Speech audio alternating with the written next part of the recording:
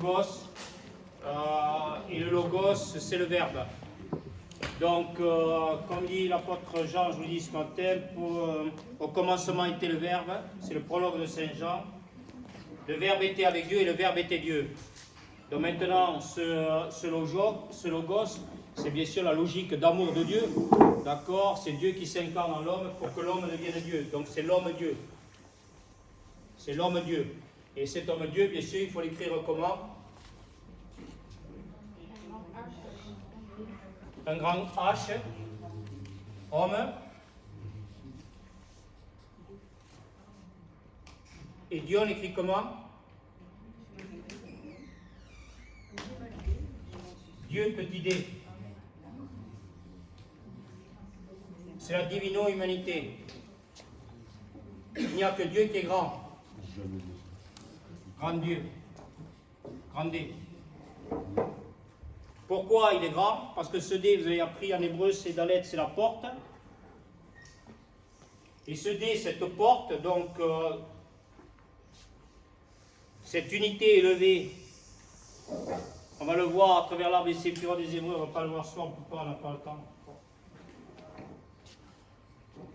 Élevé dans le plan supra-céleste, il est évident que cette porte, elle est immense, elle est très très grande.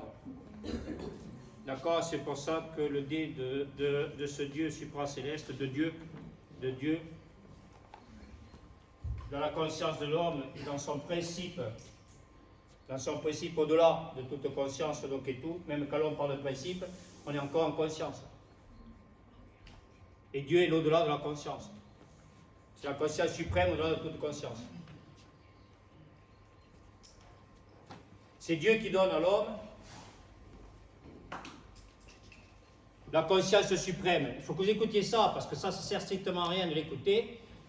Mais lorsqu'on regarde et qu'on écoute tout ce qui se passe dans notre monde terrestre, qui est notre monde, on ne va pas nier le fait, donc et tout, on parle quand même de conscience et de conscience suprême, avec un monde qui est de plus en plus insouciant, inconscient, immature et incapable d'écoute, de vision, de compréhension, de sagesse, amour. C'est quand même, effectivement, ça peut être dur et compliqué.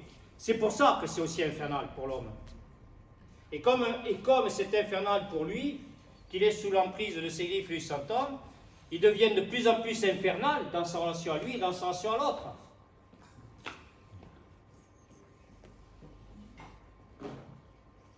Mais il ne peut pas faire autrement, parce que personne ne l'a appelé, l'a amené comme vous, à faire sa conversion. Donc là, on rentre en mystique. Je vous ai fait ça pour que vous compreniez que lorsque l'homme est élevé, lorsque l'homme est élevé, me demandait, à côté de Monique, c'est Aline. Lorsqu'Aline me demandait, lorsque l'homme était élevé, il évolue.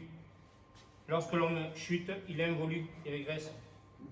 C'est-à-dire que lorsque l'homme se rend présent, on a déjà vu plusieurs fois ça, vous y êtes, quand vous rendez présent, ça ne marche pas ton truc, Pascal. Ah mais j'ai fait la conversion. La conversion matérielle, ça marche ça? Ça c'est la laser. Martin, la conversion matérielle, ça marche ça? Moi j'ai l'ordinateur, quelquefois il ne marche pas. Et puis Martin il m'explique que ça fait marcher l'ordinateur. Il me fait faire la conversion à l'ordinateur. Je ne sais pas le faire. Moi non plus. Donc là, on fait conversion, c'est la présence qui fait qu'il y a un devenir de l'être, donc des perspectives de vie à venir. Alors que là, l'homme qui est en chute, il est dans le passé. Il est enfermé, il est emprisonné parce qu'il n'a pas cette médecine-là pour ouvrir les portes de son inconscient familial et lui permettre de passer du passé dans le présent et du présent d'aller vers l'avenir. On va bien parce qu'on va vers le bien. Donc on a vu la théologie, on rentre dans la mystique.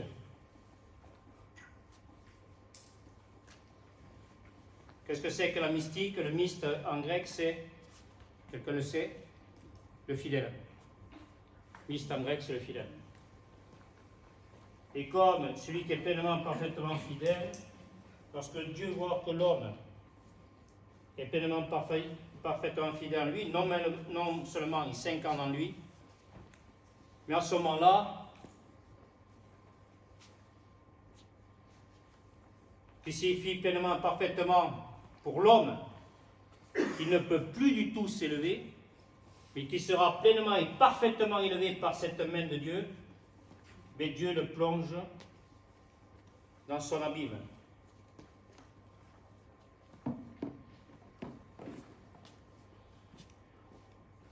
C'est celui de l'abîme de Dieu dans lequel l'homme est plongé depuis le cœur sans intelligible. Tu peux nous remettre les 3 cœurs, s'il te plaît, Pascal?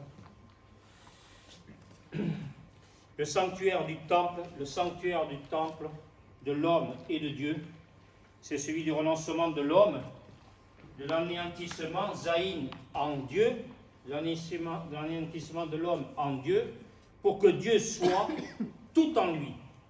C'est le Saint des Saints, voilà le sanctuaire du temple de l'homme et de Dieu, et voilà le Saint des Saints de Dieu.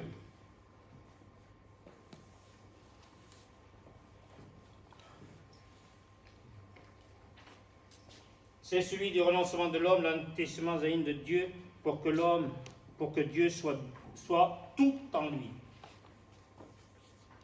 C'est le Saint des Saints du temple où s'accomplit la transfiguration. Je vous l'ai dit tout à l'heure, personne ne peut se figurer ce qu'est la volonté de Dieu. Mais lorsque l'homme demeure centré sur lui, il voit ce que se figure Dieu pour l'homme, qu'il ne peut plus faire une triste figure, parce qu'il est dans la jouissance de son cœur, qui est rempli, qui voit Dieu, rempli de joie, de pouvoir donner à nouveau le pardon, du sens à la vie, de toute l'humanité. C'est le mystique. Le Saint des Saints du temple de Dieu. C'est par la grâce de la mort essentielle de l'homme. Par la grâce de la mort essentielle de l'homme. Je rappelle que l'essentiel, c'est le sens qui vient du ciel. Père, ta volonté, non la mienne, que s'accomplit la montée de sève de l'arbre de vie sous la lumière du soleil de vie de ta grâce. C'est de l'Orient céleste éternel que vient la lumière de la grâce qui rend l'homme capable de vivre en vénérable maître, en suivant les pas célestes du seul et véritable maître, lui disant « Viens et suis-moi ». C'est le vénérable. L'homme a retrouvé la veine. L'homme n'a pas de veine. Il a retrouvé cette veine qui le mène à la pleine et parfaite richesse de la sagesse et de l'amour infini, IS, sagesse, amour infini de Dieu. Il a trouvé la veine. Parce que il a suivi. Viens et suis-moi. Et il a suivi parce que quand l'homme suit, vous écrivez, quand l'homme suit, il vit.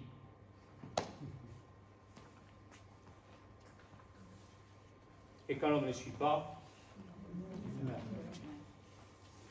C'est le domaine terrestre des vierges noires. Le noir, la ténèbre de Dieu. La ténèbre de Dieu symbolise la connaissance absolue, la révélation du caché, du non-dit. C'est la ténèbre, pourquoi, de Dieu? Pourquoi c'est la ténèbre de Dieu? On a fait du chemin, hein, on est au 7e séminaire, c'est beau. Hein. C'est la ténèbre de Dieu parce que c'est manifesté. C'est là La ténèbre de Dieu. Ce ne sont pas les ténèbres, des êtres qui pensent et qui croient et qui ne sont pas. C'est la ténèbre de Dieu, L'homme est enténébré en Dieu, et comme il est enténébré en Dieu, il devient pleine et parfaite lumière de Dieu.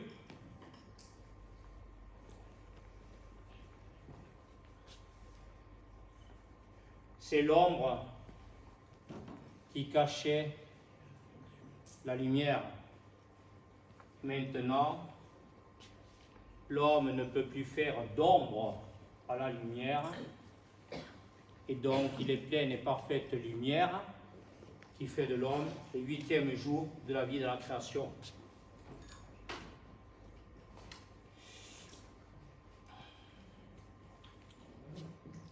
La révélation du cachet du non-dit. En sanskrit, le noir est identifié au mal. Kali est ainsi la déesse démone des hindous. En fait, la Vierge Noire correspond à une énergie mentale pure, exempte d'altération. La Vierge Noire est une déesse mère, une mère qui a le pouvoir d'enfanter, d'aimer, de veiller à la destinée de tous ceux qui l'invoquent. L'homme appelé à retourner au Père doit auparavant accomplir son pèlerinage intérieur pour retourner à sa matrice intérieure et redécouvrir ce qu'il était avant qu'il ne soit.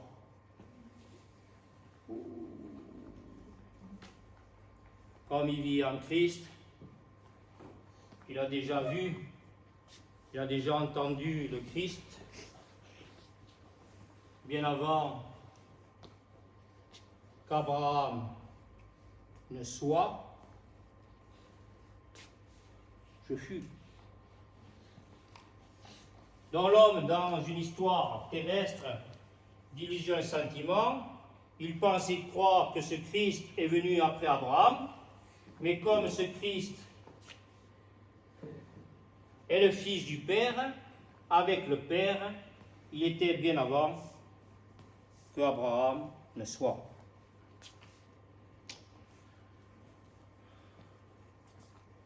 L'être infini, éternel, universel. Ah, j'ai oublié.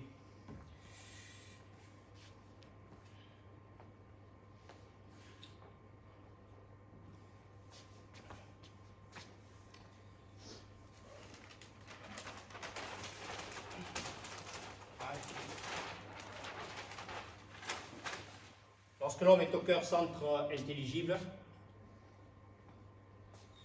il retrouve le saint nom de Dieu Yahvé. J'ai oublié de vous l'expliquer tout à l'heure. On l'a fait déjà. H. W. H.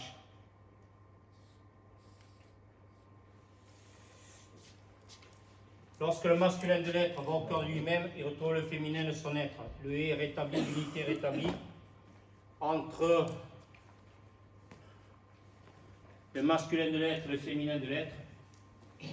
Et donc, cette unité entre ces deux principes de l'homme sur terre, retourné au cœur de lui-même, qui retrouve sa pleine et par cet être retrouve sa pleine et parfaite nature divine originelle, et donc il retrouve ce nom de Dieu Yahvé, de ce qui est, de ce qui était, de ce qui vient. Donc on ne peut pas raconter à cet homme des histoires, on ne peut pas l'amener à penser, à croire quoi que ce soit, parce qu'il sait, il est pleinement, parfaitement connaissant maintenant. Voilà ce Yahvé, dans lequel va s'enfanter la lumière. C'est le Ish, le masculin de l'être, qui retrouve son Isha, le féminin de l'être. Vous avez un schéma, vous pourrez le regarder chez vous, ça. C'est Ish qui retrouve son Isha, c'est Israël, Israël.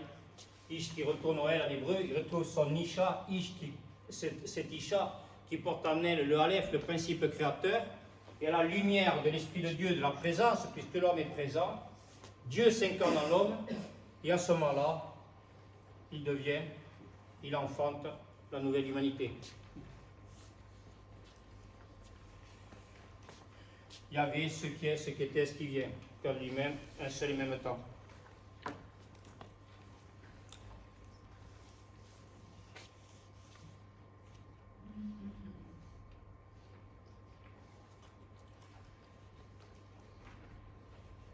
L'homme appelé à retourner au Père doit auparavant accomplir son pèlerinage intérieur pour retourner à sa matrice intérieure et redécouvrir ce qu'il était avant qu'il ne soit. C'est le lieu mythique de toutes les traditions, le lieu mystique de la tradition chrétienne. C'est celui des eaux matricielles. Pourquoi mystique la tradition chrétienne? Parce qu'il est compris que le Christ c'est le cœur de l'homme et c'est là où s'accomplit le parfait mystère de l'incarnation. Le myste c'est le fidèle qui a fait taire son négatif et son ego. Il n'est plus pour que Dieu soit. C'est le son du silence. Le son du silence, quand l'homme a fait taire son négatif et son ego, qu'est-ce qui se passe à ce moment-là? Dieu lui parle. Il parle dans son cœur.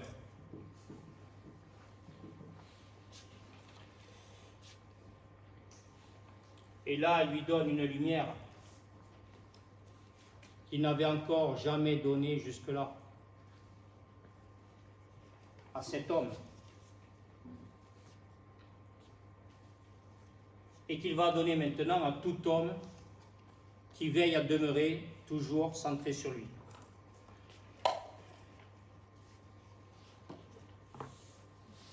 Si Saint Paul nous dit « c'est plus moi qui vis, c'est le Christ qui vit en moi », nous pouvons, depuis ce matin, nous pouvons purement et simplement, nous ne devons pas, c'est pas nous, ça se fait, dire « ce n'est plus moi qui vis, c'est le Christ qui vit en moi ».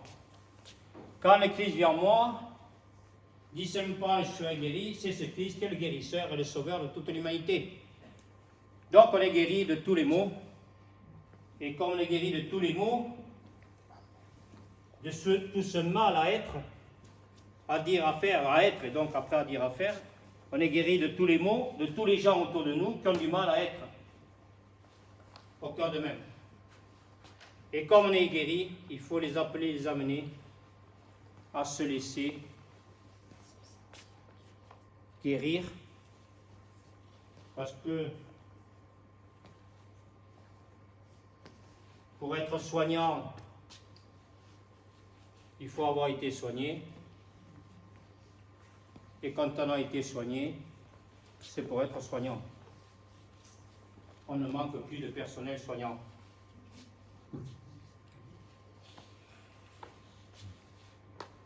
Tout ce qui était mensonge et fausseté, parce qu'on était dans l'inertie, la passivité, on était spectateur du mal, tout ce mensonge, cette fausseté que nous pouvions penser, croire qu'on manquait de personnel soignant, en fait, on se retrouvait avec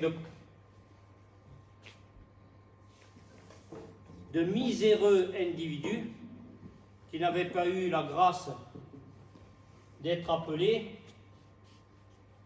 d'avoir rencontré des êtres pour les appeler, les amener à quoi? À se convertir à la vie en eux, avec eux et pour eux.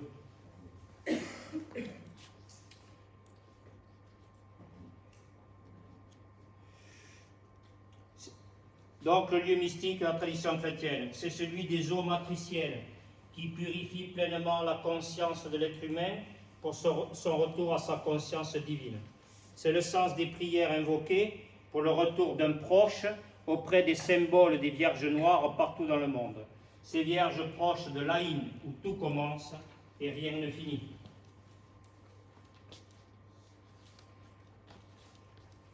Donc quand Dieu nous prie,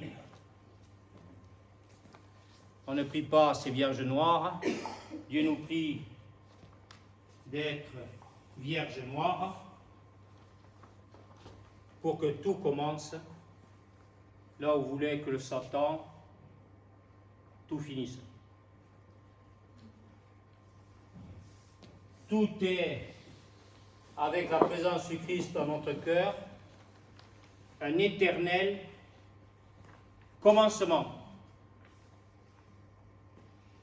Pour l'homme qui tourne en rond autour du fait,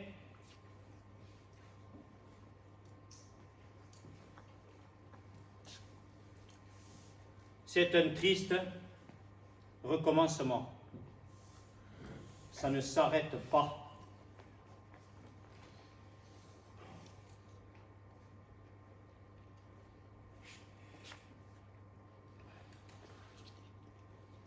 Si Marie symbolise la nouvelle Ève,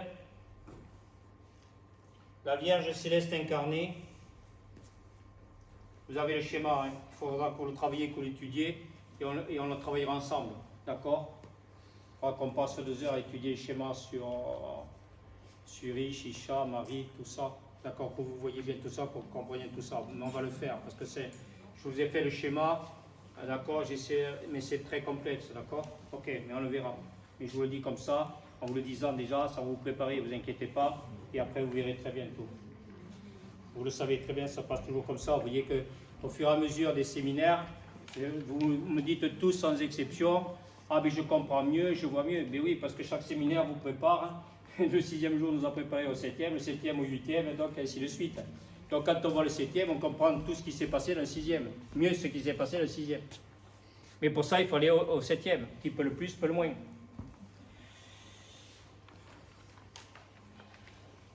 Si Marie symbolise la nouvelle Ève, la Vierge céleste incarnée, pénétrée du mystère de l'incarnation dans son immaculée conception, pour être couronnée du soleil de vie de la grâce,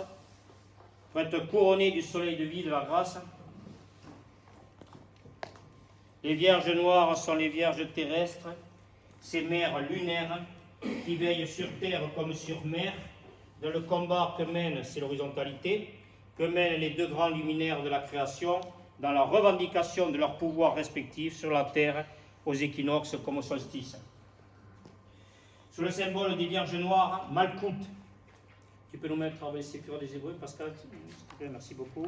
Malkout est la substance suprême, l'infinie possibilité de l'Aïn Sof, celle qui doit enfanter l'espoir, Sof étant la sagesse, l'intériorité, et quand on va au cœur de nous-mêmes, là c'est l'éternel commencement. C'est l'Aïn Sof, celle qui doit enfanter l'espoir, le pouvoir de sortir du noir, l'espoir, le pouvoir de sortir du noir par le retour à la pureté, la virginité. Tout est lumière, il n'y a plus de noir. Développant, il n'y a qu'un seul et même jour, un seul et même soleil. D'accord, l'homme au cœur lui-même est cette Vierge, Marie, qui est le soleil de vie de la grâce.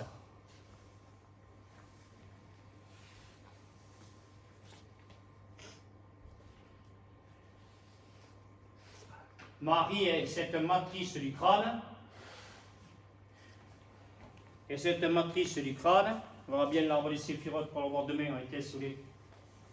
C'est cette naissance dernière où l'homme renaît pleinement et parfaitement à sa nature divine originelle. Et donc cette Marie, on l'a vu cette Marie, cette Myriam, et cette matrice du crâne, c'est-à-dire où l'homme n'a plus de pensée, de croyance, d'illusion et de sentiments, son crâne est vide, et donc comme son crâne est vide, Dieu,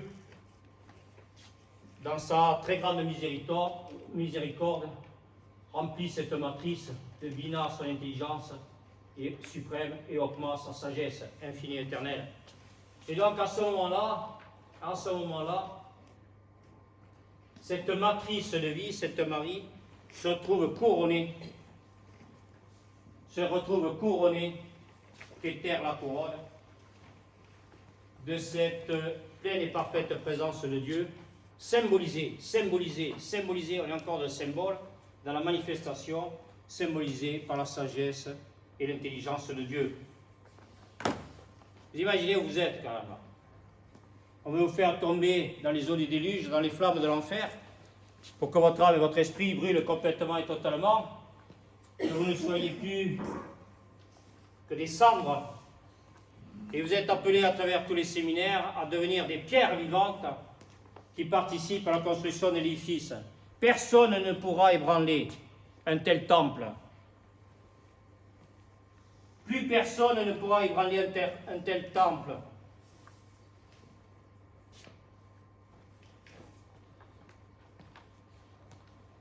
On peut essayer encore aujourd'hui, il ne faut pas trop qu'ils s'amusent, à vous prendre votre corps, à vouloir vous voler votre corps. Il n'est plus possible. Il n'est plus possible pour tous ces êtres sataniques, diaboliques, de vous voler, même avec le commandement de Dieu qui ne respecte pas, qui ne volera point, ils ne vous voleront plus jamais ni votre âme, ni votre esprit.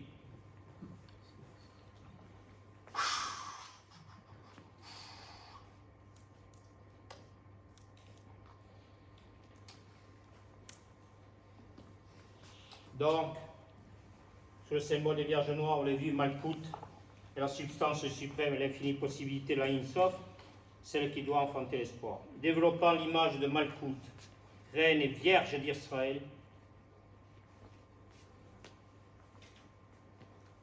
nous sommes ces vierges d'Israël qui sont allées dans notre cœur centre ontologique, et nous maintenant nous sommes ces reines d'Israël.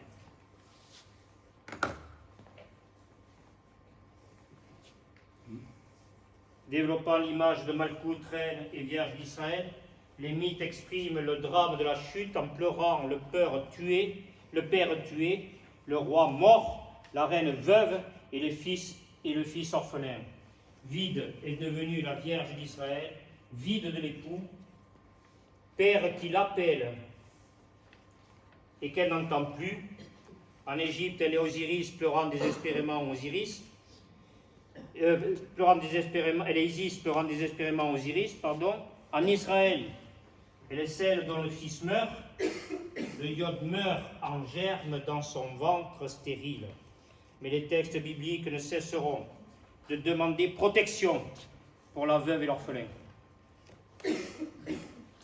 Job, dans sa plaidoirie, prouve son innocence et rappelle qu'il a porté secours à l'orphelin en remplissant de joie le cœur de la veuve. Job, chapitre 29.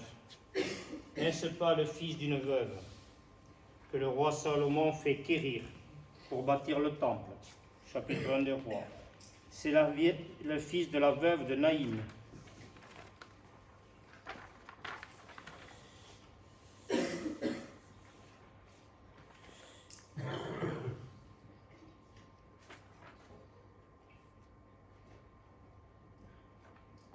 Qu'est-ce que je fais? Ah, pardon. Où est-ce que je suis là?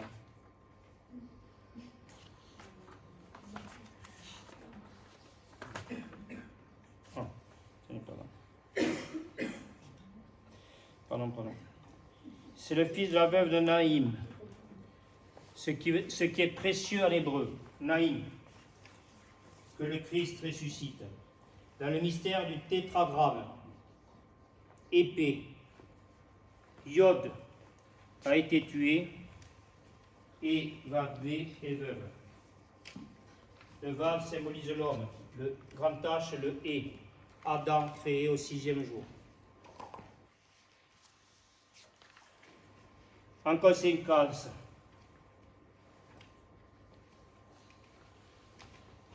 Adama, la terre céleste, celle qui a donné naissance à Adam, est veuve. Adam est orphelin. Adam s'est coupé du divin, mais le divin est et ne peut mourir. Sorti d'Éden, il a perdu la connaissance du divin, mais le divin reste serti en lui. Tout être au fond de Dieu a passé sa foi en l'homme à chaque homme, mais ce divin reste serti en lui comme un invisible vitrail dans ses plombs, dit Annick de Souzenel. Aux yeux des Celtes, la terre était un organisme vivant, la grande mer, d'où provenait toute vie. Comme un corps, la terre était nourrie par tout un réseau tellurique souterrain, qu'on appelle chthonien, sorte d'énergie impalpable qui, avec les courants qu'il apportait, avait un nom, la vouivre, le serpent.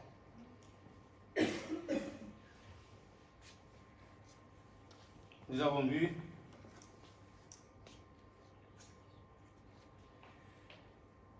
un ou deux.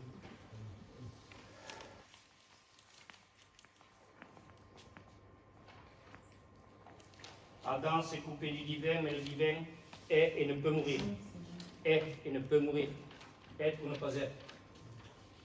Donc, cette vouivre, ce serpent, quand l'homme retourne au cœur de lui-même, il le voit sortir de terre. Sinon, il reste enfoui dans la terre.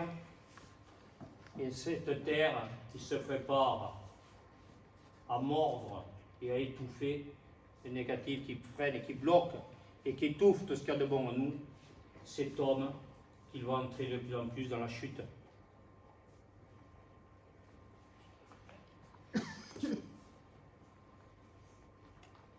Sorte d'énergie impalpable qui, avec les courants qu'il apportait avec un nom, la bouée ou le serpent, les lieux de pèlerinage seraient ces nœuds énergétiques où se concentreraient toutes ces forces occultes.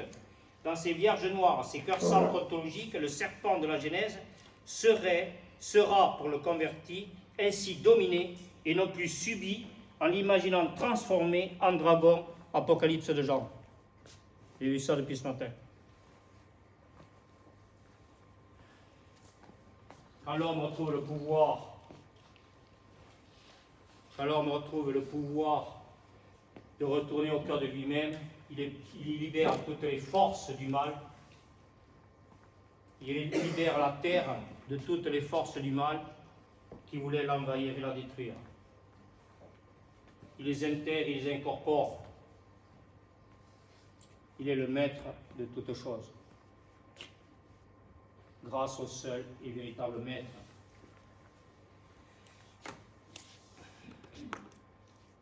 Chaque être humain est appelé ainsi à épouser le féminin de son être, sa mère intérieure, comme la mère des profondeurs de son être.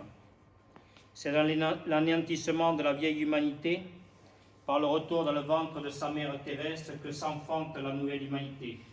Le manifesté retourne au non manifesté, pour que le non manifesté soit à nouveau manifesté.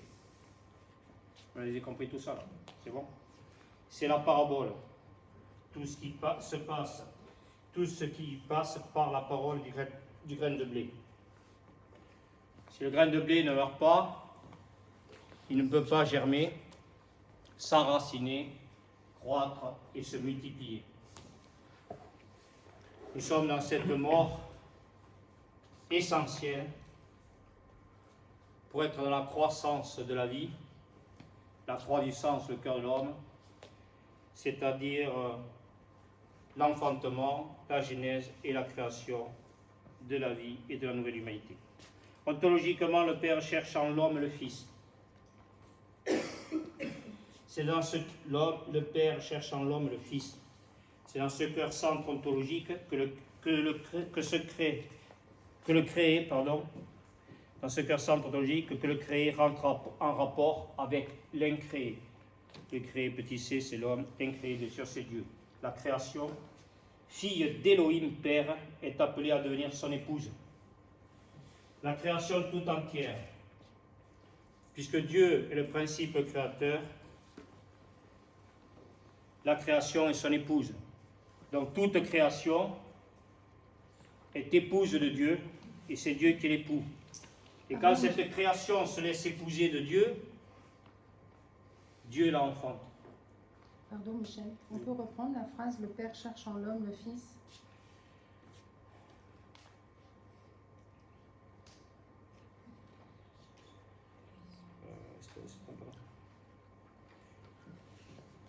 Ah oui, pardon, j'étais mal. Ontologiquement, ce qui veut dire Genèse et création. Le Père cherche en l'homme le Fils. Le Fils, c'est grand être. C'est dans ce cœur centre ontologique que le créé rentre en rapport avec l'incréé. La création, fille d'Élohim Père, est appelée à devenir son épouse. La création est appelée à devenir son épouse.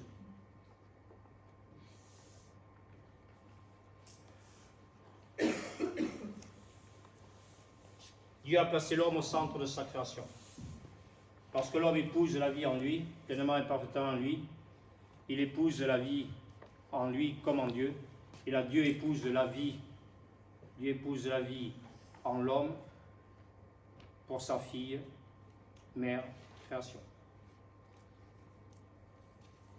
Si l'homme n'épouse pas la vie en lui, l'homme participe à la destruction de la création de Dieu. Dieu n'est pas très content de voir tout ça. Donc l'homme subit, dans son insouciance et inconscience, subit de plus en plus de tempêtes, d'ouragans, de plus en plus violents, parce que l'homme est de plus en plus violent dans sa relation à lui et dans sa relation à la création de Dieu, à sa fille, à la fille de Dieu, sa création, il est de plus en plus violent. Et à ce moment-là, l'homme se retrouve non pas de la volonté de Dieu, mais de la volonté du Satan qui s'est emparé de son âme et de son esprit, avec des fatalités, des tempêtes et des ouragans de plus en plus terribles qui lui tombent dessus. Toujours pareil, parce qu'il n'a pas fait sa conversion, il n'est pas retourné à la spiritualité. Donc non seulement Dieu ne peut plus enfanter de la vie dans sa création, dans sa fille-mère, la création, pour en faire une mère, une matrice de vie, cette fille-mère, cette filiation céleste, cette fille-mère, cette création déjà manifestée, pour en faire cette création une matrice de vie infinie pour toute l'humanité. Tout se passe sur la terre comme au ciel, lorsque l'homme retourne au cœur de lui-même. S'il s'en détourne,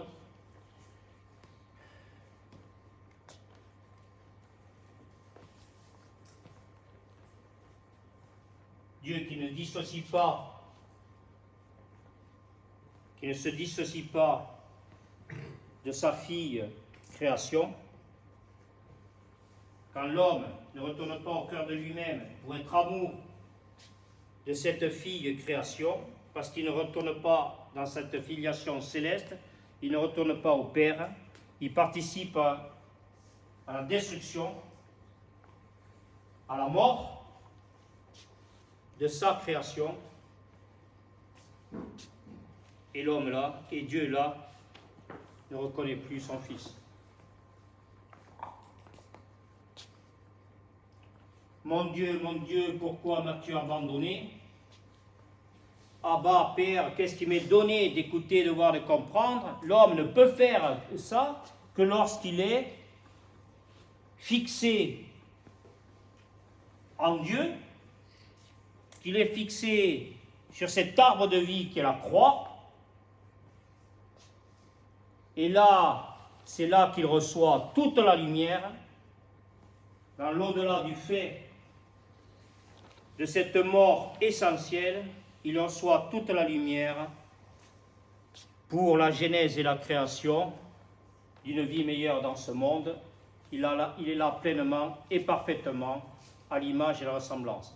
S'il ne se laisse pas appeler un enfant de Dieu, s'il ne se laisse pas prendre par la main de Dieu, le Yad, le principe créateur, le Yad, la main de Dieu, le Yod, la lumière, le Aleph, le principe créateur, et d'être sa porte, d'accord, qui lui ouvre les portes du ciel comme de la terre, à ce moment-là, toutes les énergies célestes et terrestres s'arrêtent.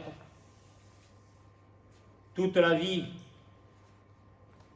toute la création rentre dans une sécheresse qu'on a vue avec la main tout à l'heure qui était sèche. L'homme a déserté son cœur, son esprit. Il fait de toutes ses relations au monde dans lequel il est pas né, mais tombé. Il est tombé du ciel sur la terre lorsqu'il ne fait pas sa conversion, qu'il ne se laisse pas prendre par la main des sages, des maîtres et de Dieu lui-même pour être élevé et retourner à sa nature divine. Il tombe en enfer, il devient de plus en plus enfer pour lui comme pour la création tout entière.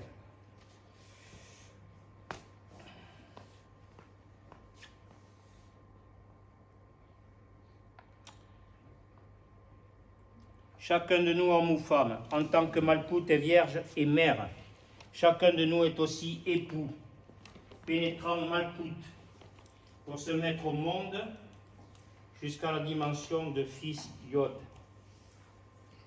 On est à l'image et à la ressemblance de Dieu, c'est le centre ontologique. Vous avez bien compris ça, chacun de nous est aussi époux, on est comme Dieu, on est à l'image et à la ressemblance de Dieu, pénétrant Malkout, le royaume, pour se mettre au monde, le royaume du bonheur, on n'est plus le monde du malheur, pour se mettre au monde jusqu'à la dimension de fils Yod, de fils de la lumière. On était des enfants de l'homme, on a été appelés à être des enfants de Dieu, jusqu'au cœur de nous-mêmes, où on devient fils Yod, grand F, grand Y. C'est Annie de Sonnel qui nous apprend ça, qui nous dit ça, et ce fils Yod, c'est le Christ, en chacun de nous. Chacun de nous, homme ou femme. Donc on n'est plus dans la religiosité, on est vraiment dans la religion. C'est Annie qui nous a bien appelés à mener, à écouter, voir, comprendre ça. Elle a participé à tout ça, pas toute seule, mais elle y est pleinement à chaque séminaire de nous. C'est elle qui nous apprend ça, chacun de nous, homme ou femme, homme et femme, en tant que malcoute et vierge et mère.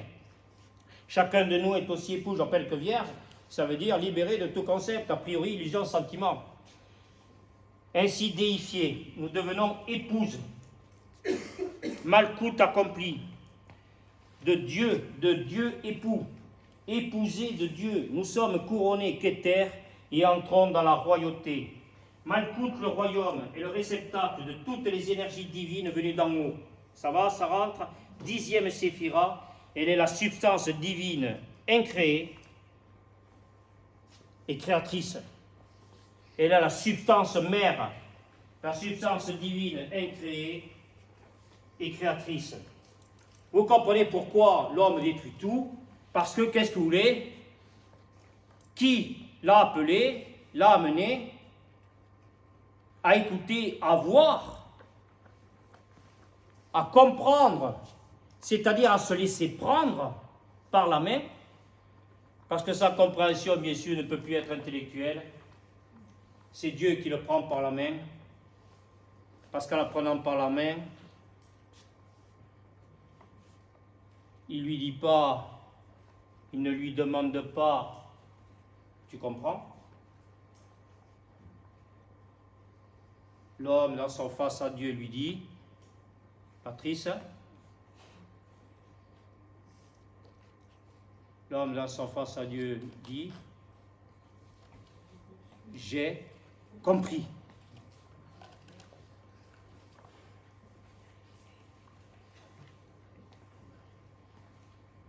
Je suis pris pleinement et parfaitement par ma mission, comme toi, compris comme toi, je suis pris par cette mission d'aimer. Image et ressemblance.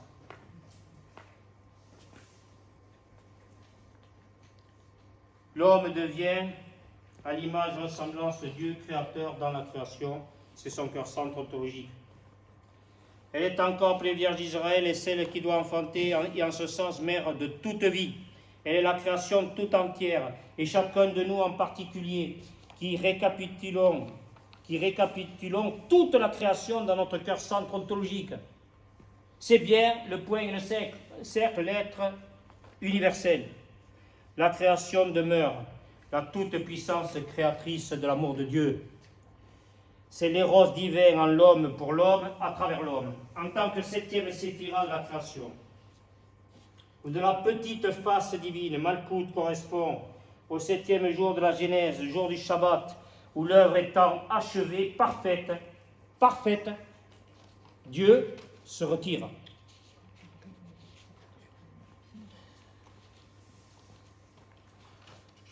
Il se retire et ne se retire pas, car se faisant base, chet en hébreu, de sa création, il fait retrait en elle.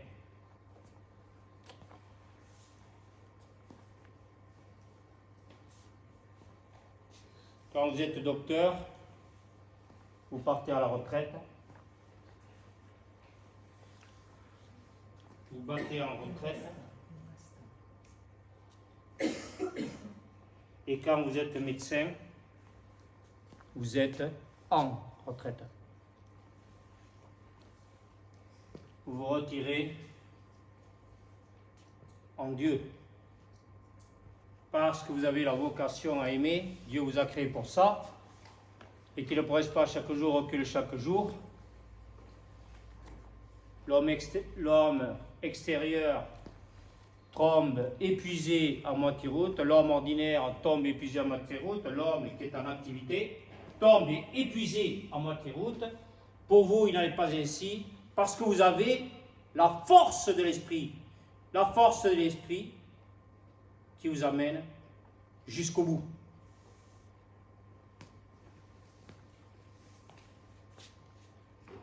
Vous ne vous arrêtez pas, parce qu'il ne s'arrête pas. La force de l'esprit, c'est bien sûr la force grand F de l'esprit grand E. Allez l'arrêter vous. J'y arrive pas.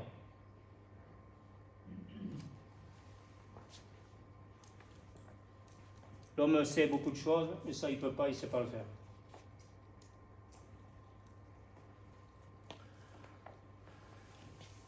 Il faut au bout d'un moment que l'homme comprenne, au lieu de douter, s'angoisser, déprimer, que Dieu est tout-puissant.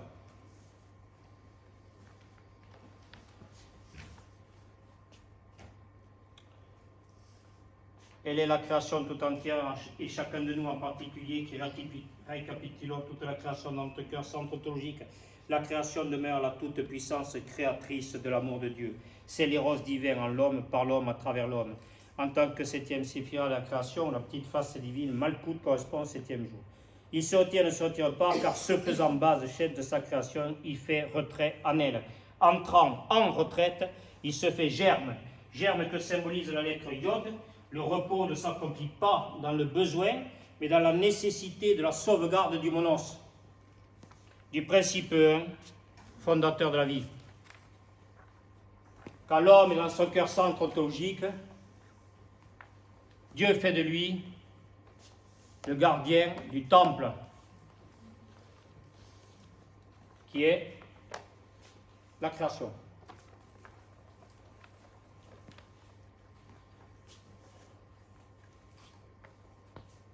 Nous sommes le nouveau parti écologique. Nouveau parti des Verts, plein d'espérance.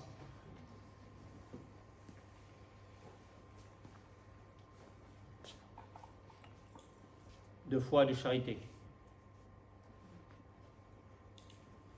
Les gens, ils s'arrêtent un petit peu à l'espérance quelquefois. Ils espèrent que ça va changer. Sans changer. Voilà, c'est ça. Ils voudraient que ça change. Ils ont besoin que ça change. Ils pensent y croire que ça va changer. Et ils ont des gens qui sont là pour les amener à penser à croire que ça va changer. À l'extérieur. Eh oui, il suffit de se transformer pour que le monde se transforme autour de nous. Pour se transformer, qu'est-ce qu'il faut faire? Il faut faire notre transmutation. Il faut faire notre exode terrestre. Et bien au-delà de notre exode céleste. Et là, le ciel est tout pur. Tout est pur, tout est très clair, non? Ça s'éclaircit là. Les nuages, on les chasse.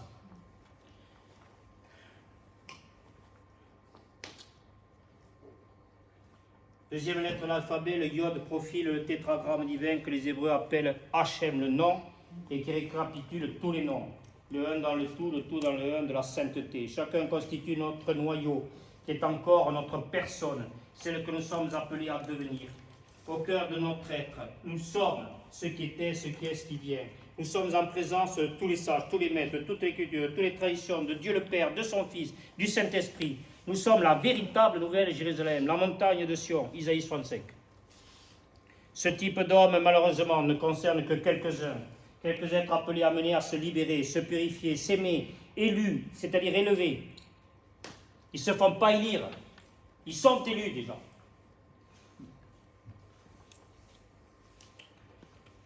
Élus à une conscience spirituelle universelle de sagesse et d'amour, au-delà des critères conventionnels, futiles et éphémères, mais toujours de plus en plus mortifères, des bonnes consciences. Ces êtres fragilisés, affectés, infectés par une humanité ne pouvant retourner à sa divinité. C'est infect de voir tout ça, allant jusqu'à même renier le principe même de leur propre création, présentent toujours au niveau de leur tête, ou du moins ce qu'il en reste, après la perte croissance de leur logique, de leur bon sens, de leur raison, le masque du paraître. Celui de la honte, de se voiler toujours la face devant la vérité de la réalité. Et la justice de Dieu veille toujours et triomphe toujours, n'exerce sa victoire d'une humanité déchue par la grâce de son amour, à travers l'élévation de l'âme et de l'esprit des fils et des filles adoptifs de Dieu, priant leur Père de leur pardonner parce qu'ils ne savaient pas ce qu'ils font. C'est Dieu lui-même qu'ils reçoivent toujours en héritage. C'est Dieu lui-même qu'ils reçoivent toujours en héritage. Là, le testament est nouveau. Il n'est plus ni ancien ni nouveau. C'est toujours un seul et même testament. L'homme a séparé, et c'est toujours un seul et même testament. C'est toujours le même amour, la même sagesse de Dieu. Au commencement était le Verbe était avec Dieu, le Verbe était Dieu, et les ténèbres ne l'ont pas reçu, ne l'ont pas compris. Prologue de Saint Jean. Les ténèbres étaient entourées de gens qui n'écoutent rien, ne comprennent rien. Ils continuent à se traîner dans insuffisance, insouciance, inconscience. Tous les boulets qui font qu'ils ont mal aux chevilles, qu'ils ont mal aux pieds, qui les amènent à dire qu'ils ne peuvent plus marcher. Et ils voudraient pourtant que tout marche bien autour de nous.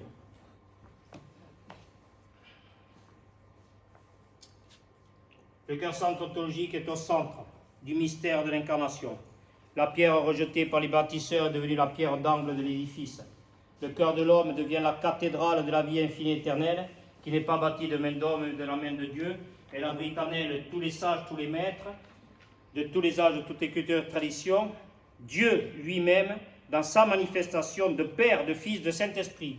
Aucune cathédrale extérieure ne porte en elle une telle immensité de sagesse et d'amour, le principe même de la création de la vie, le principe même de la création de la vie dans la création. Elle est le pur détruire ce temple, je rebâtirai en 3 jours. Ce temple, c'est le cœur de l'homme. C'est vite fait, c'est rebâti avec le Père, le Fils et le Saint-Esprit, ça va vite.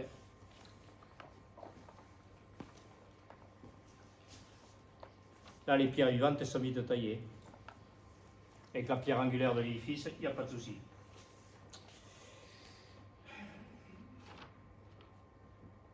Elle est le pur reflet, en tout lieu terrestre, du ici et maintenant de la filiation céleste.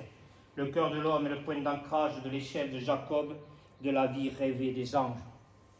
Ce qui fait que Dieu est Dieu se repose sur son détachement impassible, là sa pureté, simplicité, immutabilité. Si donc l'homme doit devenir semblable à Dieu, ça ne peut être que par le détachement. Il transforme ensuite l'homme en pureté, simplicité et immutabilité. Et ces qualités produisent une ressemblance entre l'homme et Dieu. Cette ressemblance n'est produite que par la grâce qui fait qu'élever l'homme au-dessus du temporel et le purifie de tout ce qui est passager.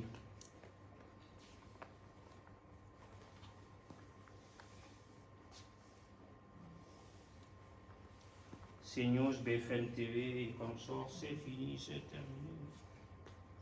Mètre et quart. Je ne crois pas bien qu'il ait dû lui mettre en ce tampomètre.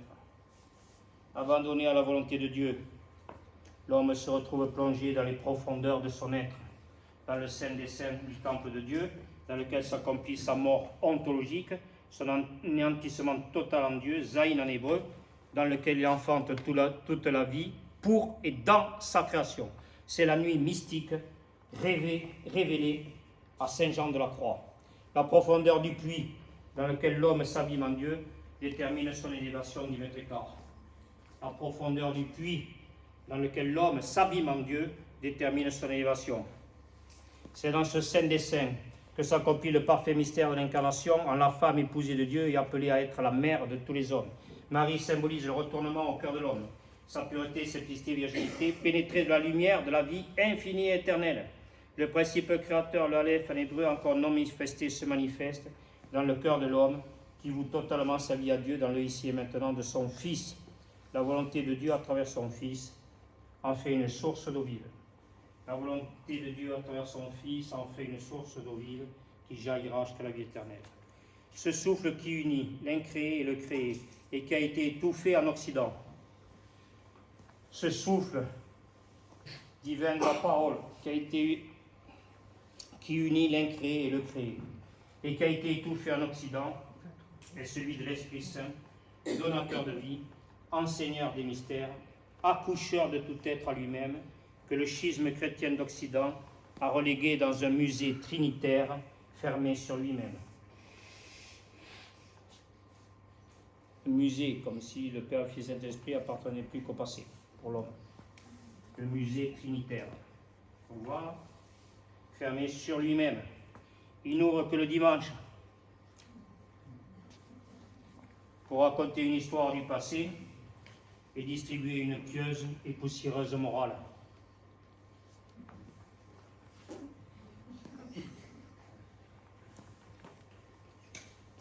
Ça va pas remplir le vélodrome.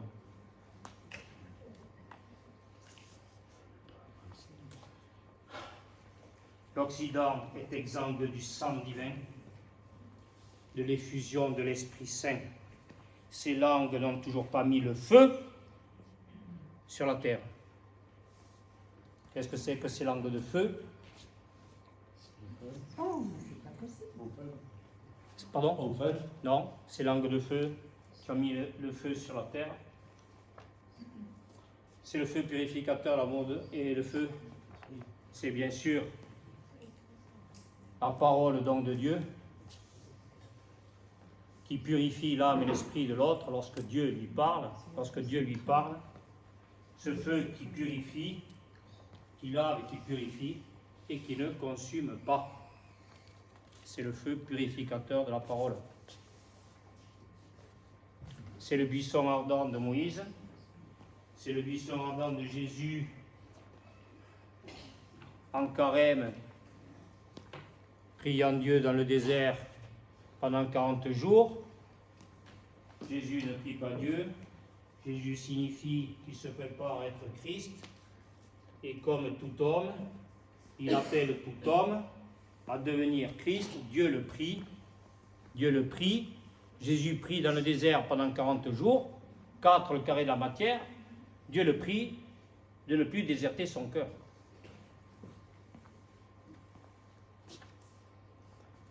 Quand le Satan lui dit « Qu'est-ce que tu fais là? Ça fait 40 jours là, que tu es en train de prier Dieu, ton Dieu, et tu étais censé, tu as des enfants qui sont en train de mourir de faim, et toi tu pries.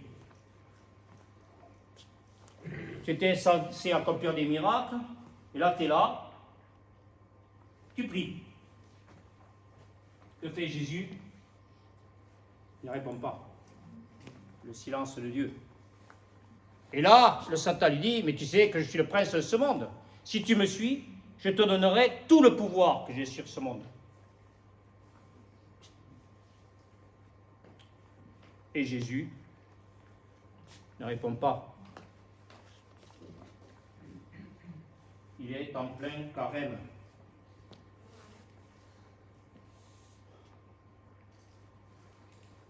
Carême. Car il aime.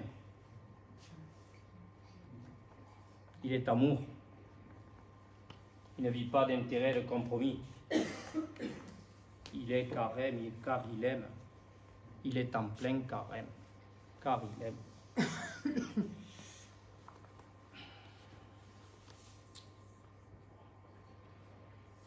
Ces langues n'ont toujours pas mis le feu sur la terre. L'Occident est exsangue du sang divin, de l'effusion de l'Esprit Saint, l'Esprit Saint, les langues de feu de la Pentecôte. Ces langues n'ont toujours pas mis le feu en tête sur la terre, Luc chapitre 12.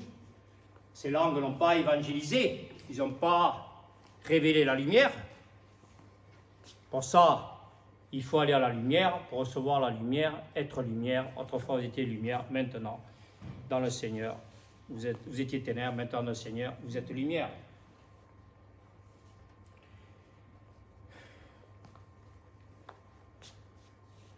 Vous êtes des êtres initiés, éclairés de la parole déjà manifestée, et maintenant, vous êtes illuminés de la sagesse et de l'amour de Dieu qui fait de vous la lumière du monde, les êtres illuminés. Nous avons été éclairés, nous sommes illuminés.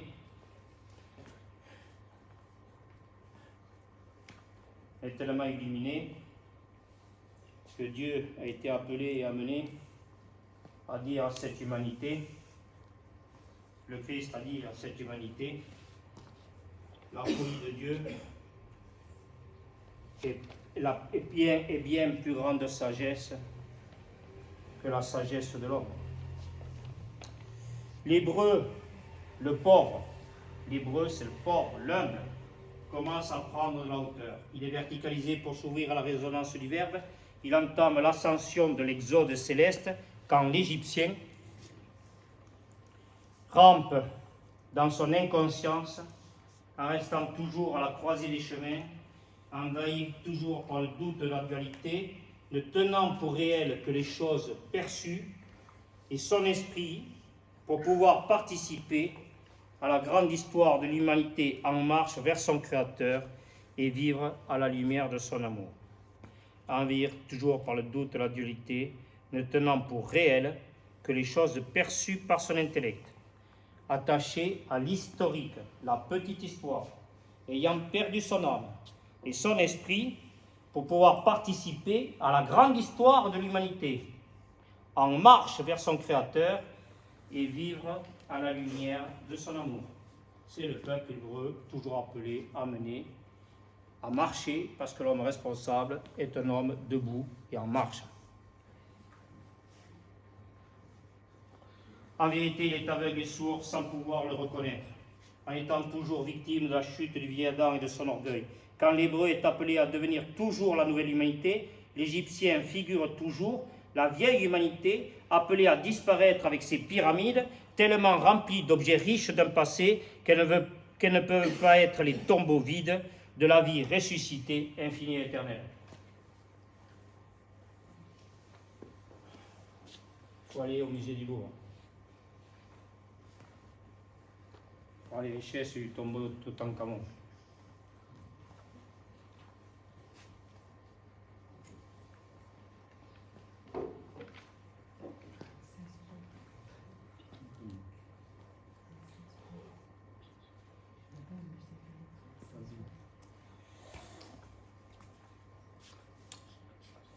L'archéologie explique tellement le passé qu'elle en oublie l'exigence symbolique pour le monde d'aujourd'hui des archétypes, qu'elle perd dans la seule vue de la représentation murale du passage du monde des vivants dans le royaume des morts. Vous les voyez, les fresques? Je vous les relis? Non, c'est bon? Les fresques. L'archéologie explique tellement le passé qu'elle en oublie l'exigence symbolique pour le monde d'aujourd'hui des archétypes, qu'elle perd dans la seule vue de la représentation murale du passage du monde des vivants dans le royaume des morts.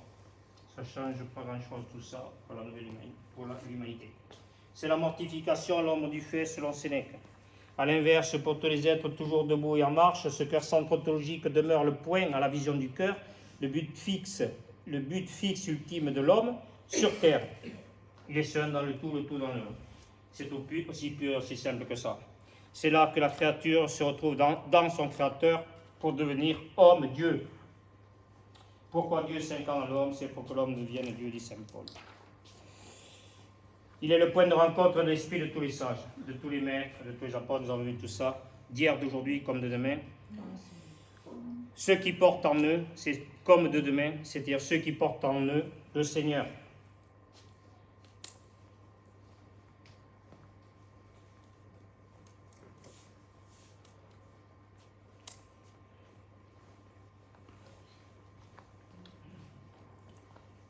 Dieu me prie d'aller au cœur de moi-même. Il me prie, Dieu, que mes deux mains n'en fassent plus qu'une. Présence de l'être et donc devenir de l'être. C'est le Saint des Saints du Saint-Nom de Dieu, Yahvé, épée de noblesse et d'honneur que celui que nomme Dieu, le guerrier valeureux, pénétré des valeurs théologales au plus profond de son être, porte pour courir au combat pour la clémence, la justice et la vérité. Dieu place l'homme au cœur centre ontologique de son Verbe créateur que les ténèbres ne peuvent saisir. Il est la lumière, né de la lumière, vrai Dieu, né du vrai Dieu, engendré et non pas créé. De même nature que le Père, par lui tout a été fait. C'est l'arche d'alliance de la vie infinie éternelle entre l'homme et Dieu. Tout ce qui est passé sera en présent pour pouvoir devenir. Le haut du yod, la vacuité donne sa place au A du yad, à la plénitude du principe créateur. Le devenir de l'être, c'est d'être consubstantiel à Dieu, immatériel et pur, dit Jean Tolère. Mystique, hein? L'enfant de l'homme devient pleinement, parfaitement enfant de Dieu dans le mystère de l'incarnation, dont la volonté de Dieu seule peut lever les voiles pour l'accomplir. L'élévation est enfantement sur terre de la lumière. L'élévation est enfantement sur terre de la lumière. Il n'y aura plus de jour ni de nuit, il n'y aura qu'un seul et même jour, dit le Christ aux apôtres. Le cœur centre ontologique est la porte qui s'ouvre vers l'Orient éternel, de la maison de Dieu, de la Jérusalem céleste. La maison de Dieu. Non, Pascal, je n'ai pas sorti là, s'il te plaît. Schéma, la maison de Dieu, tu l'as? Le cœur centre ontologique est la porte qui s'ouvre vers l'Orient éternel de la maison de Dieu, la Jérusalem céleste. Saint Paul a dit, nous demeurons au ciel, Philippiens chapitre 3, verset 20. Ce ciel, c'est celui de l'âme, pénétré du yod, du N. Le royaume de Dieu, c'est le cœur pur de l'homme fixé en lui grand L, dans la verticalité de son être, vivant en Christ, délivré, vivant en Christ, car délivré de son corps de mort. Je vais expliquer dans tout le travail que nous faisons, ce que je vois, mon cabinet ici. Notre corps mortel est transformé en corps spirituel, esprit, âme et corps. Et maintenant, nous voyons bien que, selon cette volonté de Dieu qui nous abîme pleinement et parfaitement en lui, ça va encore bien au-delà. Voilà cette maison de Dieu. Vous trouvez toutes les qualités de l'être, car les Séphir des Hébreux, c'est les qualités de l'être suprême que vous avez là, d'accord, avec, voilà, qui constitue donc, bien sûr, les quatre murs de la maison, d'accord, et le toit, d'accord, de la maison. Voilà la maison de Dieu. Je rappelle ce que dit l'apôtre Jean, celui qui demeure en lui, il fera le Fils comme le Père demeure en lui, et sa maison est une demeure de Dieu. Nous arrivons au bout.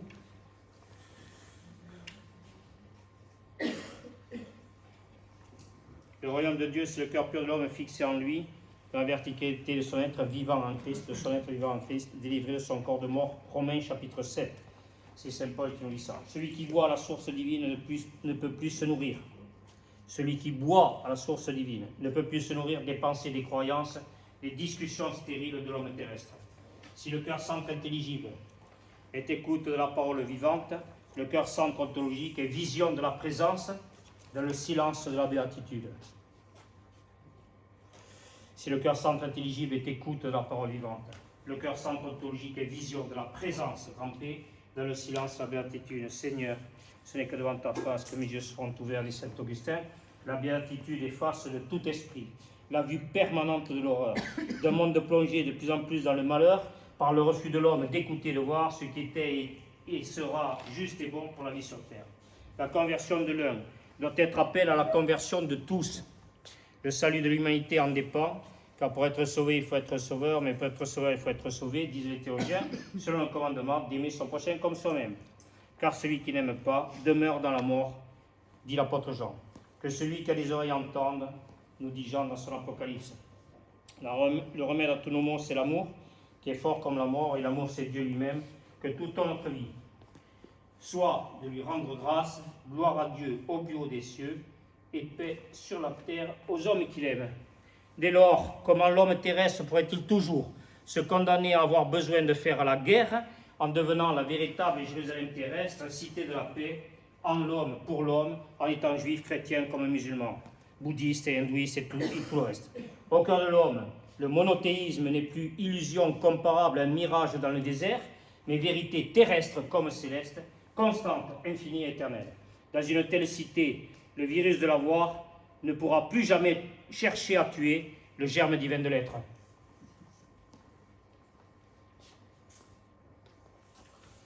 L'esprit de l'homme, une fois élevé ainsi au-dessus de tout, pour pénétrer dans l'essence divine, perd toute inégalité et toute défectuosité. Il retrouve cette inaltérable fixité qu'il avait à l'origine. Il s'abîme en Dieu, il s'y renonce à tel point qu'il n'est plus qu'une chose, Dieu. Il ne vit, il n'aime plus qu'en Dieu. Il n'est plus esprit humain, mais un Dieu, non certes qu'il soit Dieu, mais parce qu'il est divin et de cette déification, de ce que Dieu fait en lui et à travers lui, lui vient un nouveau nom. J'ai dit, vous êtes des dieux et des enfants du Très-Haut, dit David, Psaume 81.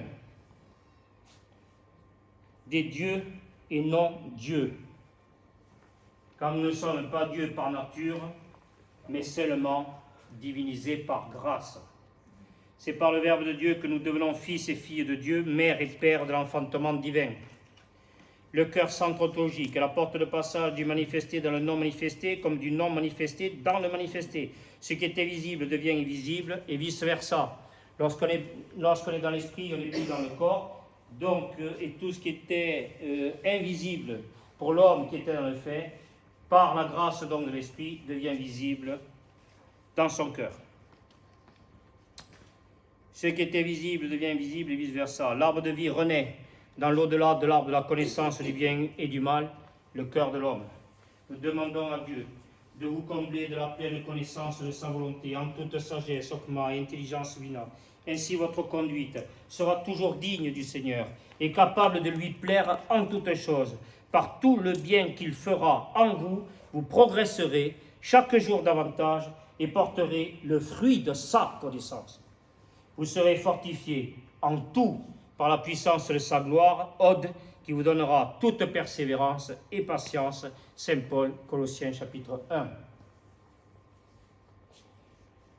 Orne ta demeure, Sion, et accueille le Christ roi. Empresse-toi auprès de Marie, porte du ciel, qui tient dans ses bras le roi de gloire, la lumière nouvelle de l'Immaculée Conception. Siméon, l'ancien, le prenant dans ses bras, annonce au peuple celui qui est le Seigneur de la vie et de la mort, le Sauveur du monde. Je vous remercie. Merci.